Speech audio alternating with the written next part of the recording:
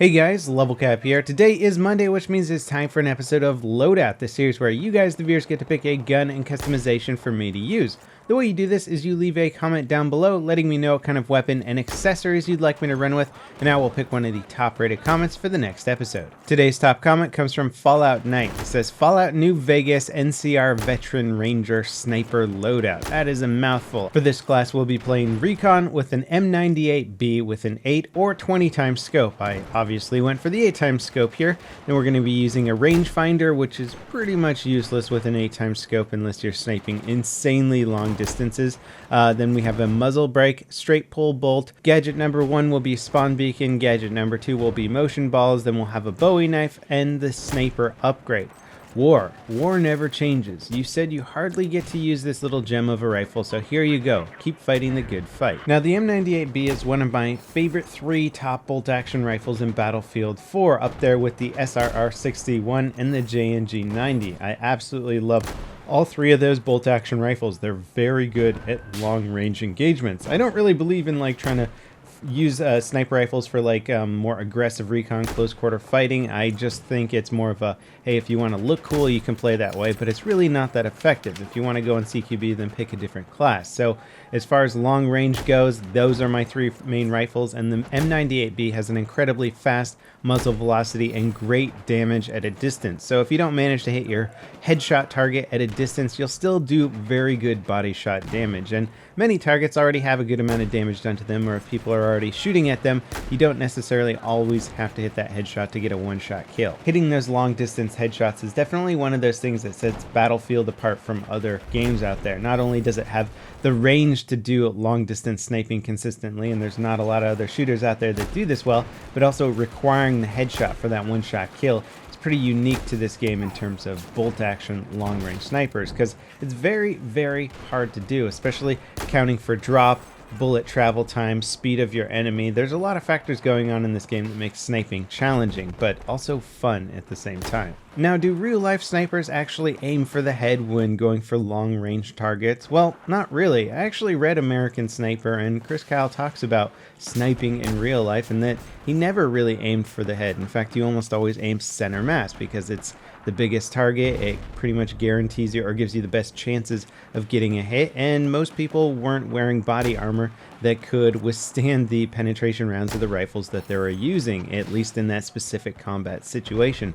So it didn't really make a lot of sense to aim for the head. It was just basically giving you a smaller target and a higher chance of missing that target. Not to mention a high-powered round hitting you in the torso is going to do extreme damage in real life. If it doesn't kill you, it will certainly take you out of the fight. And so that's just an interesting difference between sniping in video games and sniping in real life. Obviously, there's a huge amount of difference, and it is interesting to make the comparisons. And obviously, the headshot requirement in Battlefield is there for game balance and extra skill. If you only had to body shot people at range, these weapons would be incredibly powerful, overpowered actually. Now, on some team deathmatch maps, I find that bolt action sniping can be very effective. It really has to be the right map though. If it offers too many close quarter engagements, then you're not going to have much fun with the bolt action sniper, since the close quarter bolt action sniper rifle hit will not one-shot kill. It did this in previous games that made it interesting to try and be an aggressive recon player and use rifles that you could hip fire for close quarter one-shot kills, and that was kind of cool and fun, but the defensive perk doesn't really allow you to do that anymore in Battlefield 4. It's just so inconsistent, so relying on those close quarter one-shot kills is not the best strategy.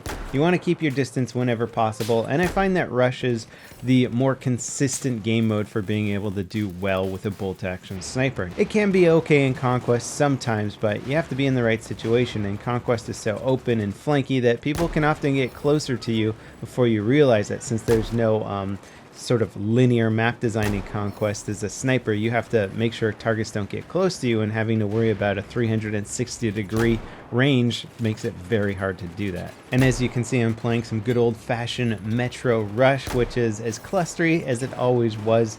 Perhaps not the ideal situation for a bolt action sniper, but if you can find the right little hiding spots and the right little angles, you can definitely make it work. It's just not that adaptable. You have to make sure that you're in the right spot at the right time. It can, however, still be very, very effective, and as you can see here, I'm doing quite a bit of damage to the enemy offense. Big, wide open maps that don't have a lot of cover can be better for sniping just because it's easier to see if somebody's getting close to you, which is why Rush on Gold Mud Railway is still probably one of the best maps to snipe on in the game. I mean, you just have so much open ground, so many long distance targets to go for. It really gives you the advantage for most of the map. That is, unless you're trying to actually plant the MCOM yourself, in which case you better have a pretty powerful sidearm to fortify the situation. That is just the hardest part of this game, is arming those MCOMs, especially if you're a recon player. You don't have the weapons to really handle that CQB combat. And it does crack me up when I see LMG players putting down their bipods on this map, trying to suppress people at long range. It would probably be a fairly effective tactic in real life, given this sort of topography and stuff, but in Battlefield, because snipers are so abundant and relatively easy to use, a bipoded LMG player is just an easy kill. Now, generally speaking, I like to play recon when on the defensive side, as it's just easier to kind of hold up in a building and let the targets come to you. Moving forward and being more aggressive with recon is always harder. It's not impossible, you just have to know the map a lot better and have a better understanding of where targets might be.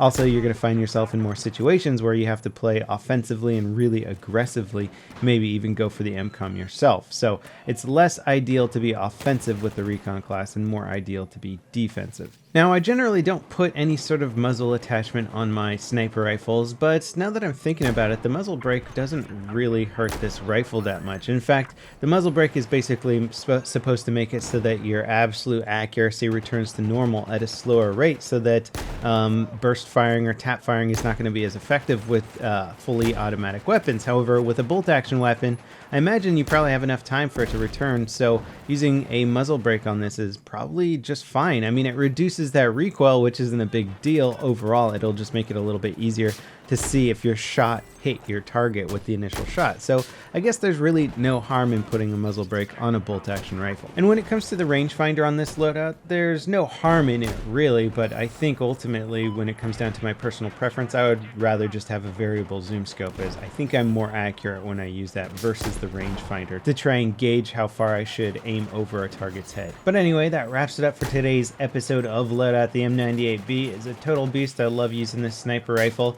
You guys should definitely try it out if you haven't already. As always, guys, thanks for watching, and don't forget to leave your comments down below for next week's episode. I'll see you next time. This is LevelCap signing off.